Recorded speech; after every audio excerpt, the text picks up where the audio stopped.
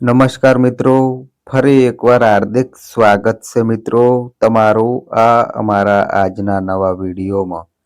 મિત્રો, જ્યારે કુળદેવીમાં કે પછી ભગવાન આપણી પરીક્ષા લેશે ત્યારે મળે છે આ 11 સંકેતો.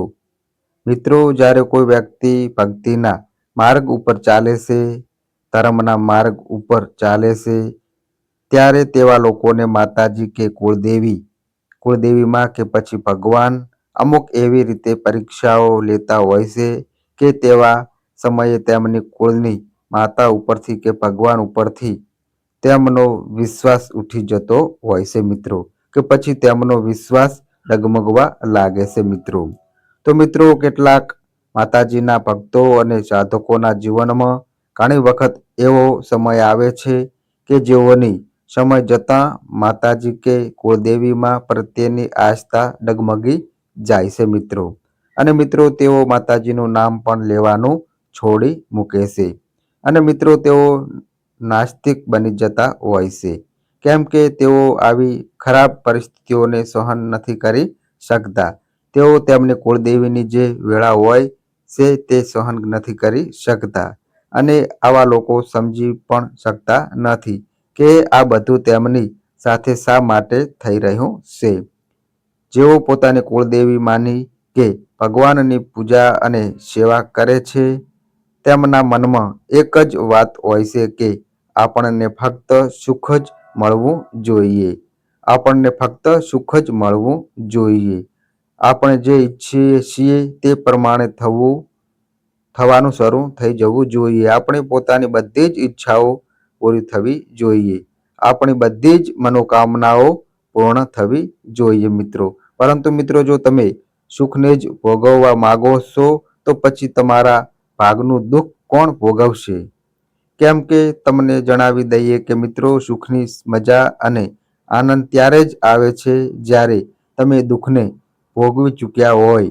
કારણ કે મિત્રો, તેમના માટે જો તમને ઉદાહરણ આપીએ તો તમારે એક લાઈન નાની કરવી હોય તો તેના માટે મોટી લાઈન દોરવી પડે, અને ત્યારે જ તમને ખબર પડે છે કે એ લાઈન મોટી થઈ ગઈ છે.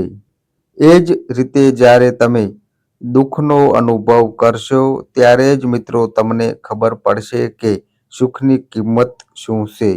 એક ભૂખ્યા વ્યક્તિને જ ખબર છે કે અનાજની કિંમત કેટલી જરૂરી અને કેટલી મહત્વની અને ખાસ છે. તેવી જ રીતે મિત્રો, જેના શરીર ઉપર કપડાં નથી તે કપડાંની કિંમત જાણે છે, અને જેની પાસે ઘર નથી તે જ ઘરની કિંમત જાણે છે મિત્રો. મિત્રો, એવી જ રીતે જ્યારે તમારા જીવનમાં દુઃખ આવે છે ત્યારે જ તમે સુખની કિંમત જાણી શકો છો મિત્રો. તેમજ મિત્રો, તેનો સાચો અનુભવ કરી શકો છો. મિત્રો, આ દુનિયામાં એવી કોઈ વ્યક્તિ નથી કે જેને દુઃખ અને સુખ બંને ના મળે. કારણ કે મિત્રો, બધા દુઃખ અને સુખ એ તમારા કર્મો પર જ આધાર રાખે છે મિત્રો. તો મિત્રો, કોઈ વ્યક્તિ એવા કાર્યો ક્યારે કરી શકે નહીં જે તેને માત્ર સુખ જ સુખ આપે, અને કોઈ વ્યક્તિ એવા પણ કાર્યો ના કરી શકે કે જેના કારણે તેને દુઃખ જ દુઃખ મળે. તેથી મિત્રો, જે આ ચક્ર છે તે આવી રીતે ચાલતું રહે છે, અને આપણે ધરતી પર આવ્યા છીએ તો આપણે સુખ પણ ભોગવવું પડશે અને દુઃખને પણ ભોગવવા પડશે. અને મિત્રો, આ પ્રકૃતિ જ એક ભાગ છે, તેના જ નિયમો છે. પરંતુ જ્યારે તમે પૂજા કરો છો, પ્રાર્થના કરો છો, માતાજીની ભક્તિ પણ કરો છો, અને જ્યારે કુળદેવી માં કે ભગવાન તમારી કસોટી કરે છે, તમારી પરીક્ષા લેશે, અથવા તો મિત્રો તમે જે કોઈ દેવી દેવતાઓને પૂજો છો તે તમારા પ્રિય દેવતા તમારી પરીક્ષા કરે છે, તમારી પરીક્ષા લેશે, ત્યારે મિત્રો તમે તે વસ્તુઓને સમજી શકો કે તેના સંકેતોને અને ઈશારાઓને પણ તમે સમજી નથી શકતા કે માતાજી તમારી પરીક્ષા રૂપી જીવનની કસોટી કરી રહ્યા છે.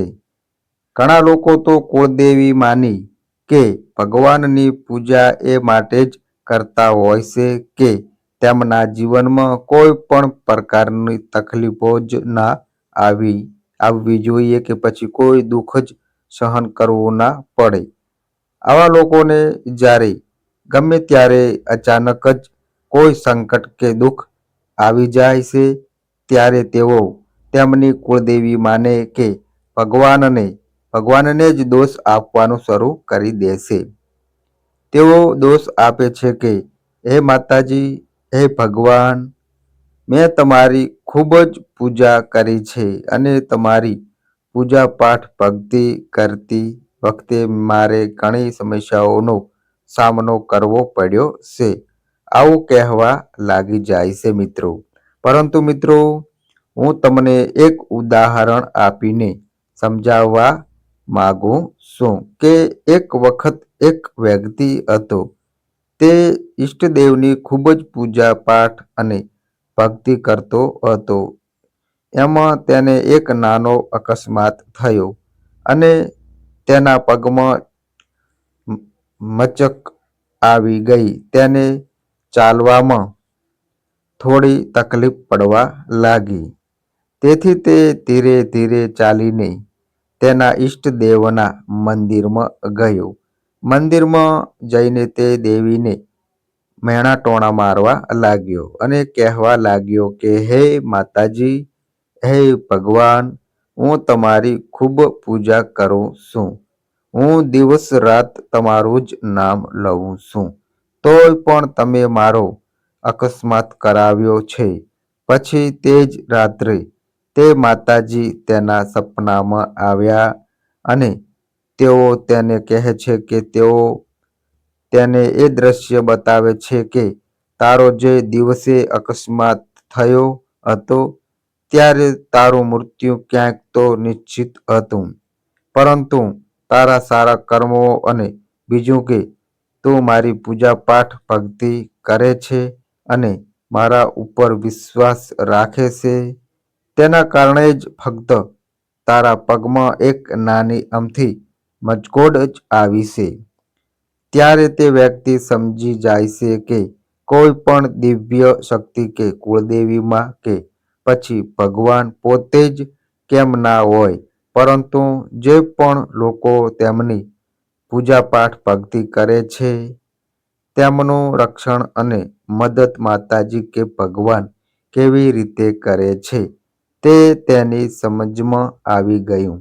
એટલે જ મિત્રો, ભગવાન હોય કે માતાજી હોય, તેઓ તમારી પરીક્ષા લેતા પહેલા તમને એવા સહનશક્તિશીલ બનાવે છે કે તમે તે દુઃખને ખમી શકો અને તેનો સામનો કરી શકો.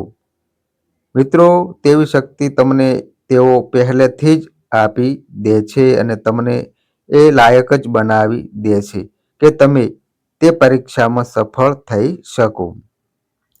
તો મિત્રો, કુળદેવી માં હોય કે ભગવાન હોય છે, તેઓ તમારું દુઃખ ઘટાડતા નથી કે દુઃખ દૂર કરતા નથી. કેમ કે જીવનમાં જે પણ દુઃખ આવવાના હોય છે કે તકલીફો આવવાની હોય છે તે તો ભોગવવી જ પડે છે મિત્રો. પરંતુ મિત્રો, તે તમને તે દુઃખ અને મુશ્કેલીઓને સહન કરવાની ક્ષમતા આપે છે. કારણ કે જ્યારે તમને દુઃખ અને તકલીફોને સહન કરવાની ક્ષમતા મળી જાય છે ત્યારે તમને તે દુઃખ અને તકલીફો દુઃખ જેવું લાગતું જ નથી. જેમ કોઈ એક વ્યક્તિ મરચું ખાતો હોય અને પછી તેને તે મરચું તીખું લાગ્યું અને તેને તેવા જ સમયે તરત જ ક્યાંકથી ગોળ મળી જાય અને તેણે જે મોઢામાં તીખાશ લાગી હતી તે શાંત થઈ જાય છે. ત્યારે કોઈ વ્યક્તિ તેને પૂછે છે કે મરચાની તીખાશ દૂર થઈ ગઈ છે કે નહીં, તો તે વ્યક્તિ કહે છે કે ના, મરચાની તીખાશ તો હજુ પણ એવી જ છે, પણ ગોળ એ તમને મરચાની તીખાશતા સહન કરવાની શક્તિ આપી છે. અને મિત્રો, તમને તે સહન કરવાની શક્તિ તમારા કુળદેવીમાં એક ઈષ્ટ દેવતાઓ દ્વારા જ આપવામાં આવી હોય છે, જેના કારણે તમને લાગતું નથી કે તમે મરચું ખાધું છે અને તે તીખું છે.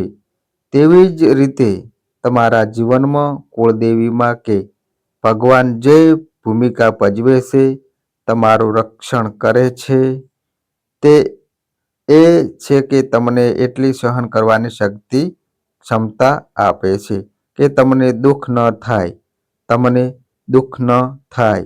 તેથી જ તમારા કુળદેવી કે ભગવાનને મિત્રો દોષ આપવાનું કારણ ક્યારેય ન આપો. તમે જે કાંઈ પણ કાર્ય કરો છો એ તમારી બુદ્ધિથી કરો છો, તમે તમારી ઈચ્છાથી કરો છો.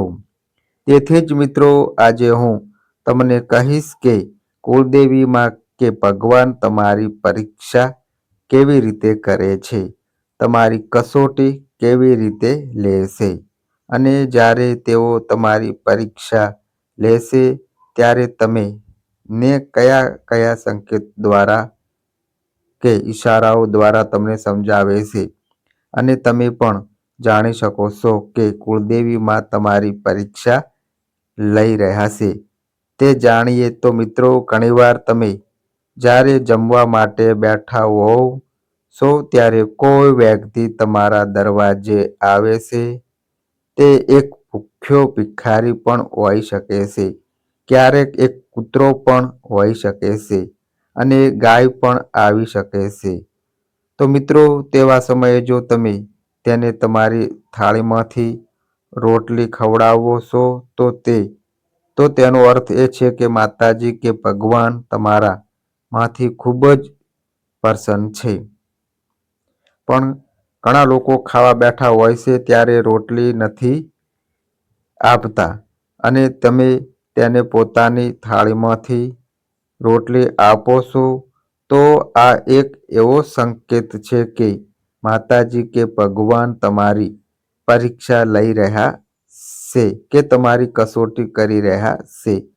હવે મિત્રો, બીજો સંકેત એવો છે કે જ્યારે તમે બહાર જઈ રહ્યા છો અને કોઈ વ્યક્તિ રસ્તામાં કે રોડ ઉપર ઠંડીથી ધ્રુજી રહ્યો છે અને તેને તમે કોઈ પછેડી આપો છો કે તમારું પોતાનું સ્વેટર આપી દો છો, તો આ એક મોટામાં મોટું દાન કહેવાય છે મિત્રો.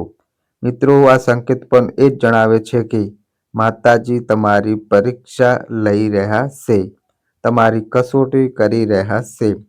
તો મિત્રો, ભૂખ્યાને ભોજન આપવું, નગ્ન વ્યક્તિનું શરીર ઢાંકવું, આ બધું એક મોટું જ દાન કહેવાય છે મિત્રો. અને મિત્રો, ભગવાને બનાવેલી આ વસ્તુઓ છે, અને જે લોકો આ રીતે ખાવામાં કે પહેરવામાં પોતે અસમર્થ છે, તેઓને જુઓ તમે આ રીતે મદદ કરો છો, તો મિત્રો ભગવાન અને માતાજી સૌ કોઈ ઉપર ખૂબ જ પ્રસન્ન રહે છે મિત્રો.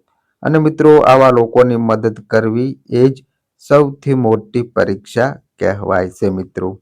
અને મિત્રો, કુળદેવીમાં અને ભગવાન પોતે પણ આવા લોકોની હંમેશા મદદ કરતા રહે છે મિત્રો. તેથી મિત્રો, તમે જે કોઈ પણ કુળદેવી માતાને માનતા હોવ કે ભગવાનને માનતા હોવ કે ઈષ્ટ દેવી દેવતાઓને માનતા હોવ, તેઓના ઉપરથી તમારો વિશ્વાસ ક્યારેય ના ડગાવવો, તેઓને ક્યારેય પણ દોષ ના આપવો.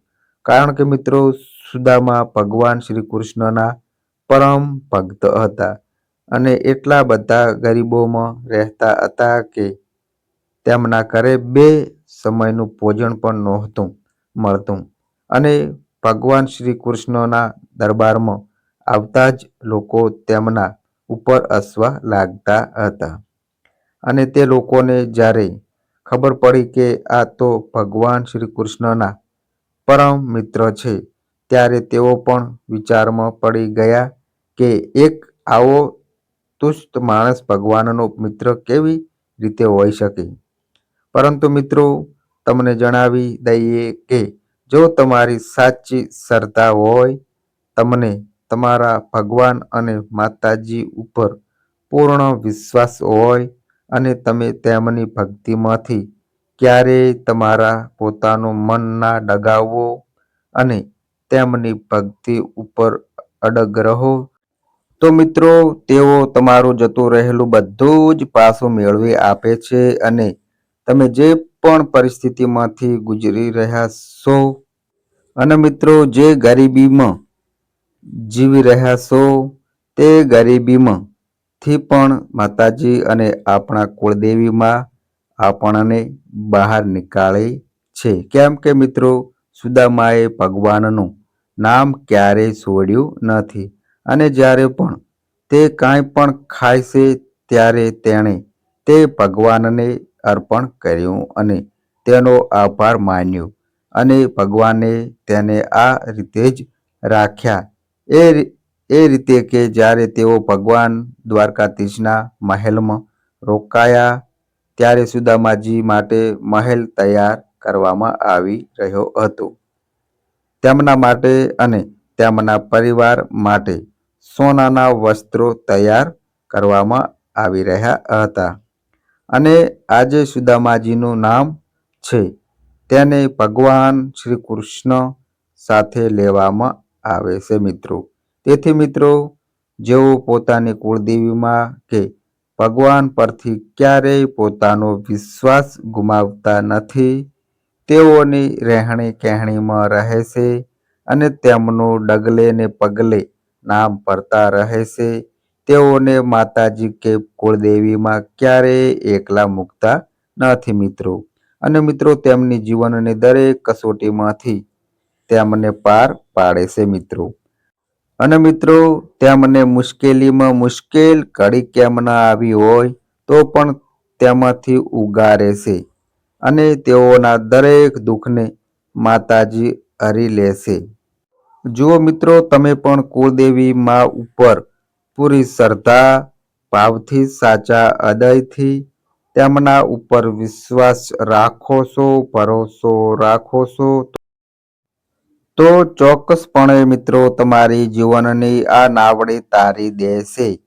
મિત્રો કુળદેવી માં હોય કે ભગવાન હોય, તેઓ ફક્ત તમારું ભૌતિક જીવનનું જ સુખી નહીં કરે પરંતુ તમારા આધ્યાત્મિક જીવનને પણ ખુશીઓથી ભરી દેશે મિત્રો. તેથી મિત્રો તમારા કુળદેવી માં ઉપર ક્યારેય વિશ્વાસ ન ગુમાવવો, હંમેશા તેમનામાં વિશ્વાસ રાખો. કારણ કે મિત્રો કુળદેવીમાં ફક્ત તે જ છે જે તમારું રક્ષણ કરે છે, તમારા દરેક દુઃખને દૂર કરે છે, તમને સાચા માર્ગે દોરે છે અને તમારા ઉપર આવતા દરેક સંકટને હરી લેશે મિત્રો. તો મિત્રો આ અમારી માહિતી ગમી હોય તો વિડીયોને લાઈક કરજો, તમારા મિત્રો સાથે શેર કરજો અને મિત્રો આ અમારી ચેનલ પર નવા આવ્યા હોય તો મિત્રો ચેનલને પણ સબસ્ક્રાઈબ કરજો. અને મિત્રો સૌ પ્રથમ તો હું માતાજીને પ્રાર્થના કરું છું કે તમે અને તમારો પરિવાર હંમેશા ખુશ રહે અને તેઓ તમારા જીવનની દરેક તકલીફો દૂર કરે. અને આજના આ વિડીયોને જે કોઈ પણ વાલા મિત્રો સાથે શેર કરશે તેમને માતાજી એક દિવસ ચોક્કસ પ્રગતિ કરાવશે. તો બસ મિત્રો આજે આટલું. ફરી મળીએ એક નવા વિડીયો સાથે. ત્યાં સુધી બધાય મિત્રોને હર હર મહાદેવ.